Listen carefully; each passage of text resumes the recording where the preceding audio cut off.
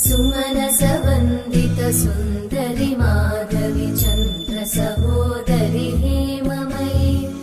मुनिगणवन्दित मोक्षप्रदायिनि मञ्जुळभाषिणि वेदनुते पङ्कजवासिनि देवसुपूजित सद्गुणवर्षिणि शान्तियुते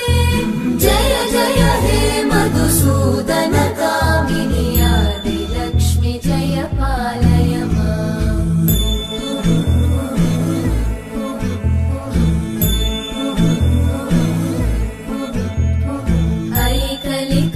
ऐकलिकल्मषनाशिनि कामिनि वैदिकरूपिणि वेदमये क्षीरसमुद्भव मङ्गलरूपिणि मन्त्रनिवासिनि मन्त्रनुते मङ्गलदायिनि अम्बुजवासिनि देवगणाश्रितपादयुते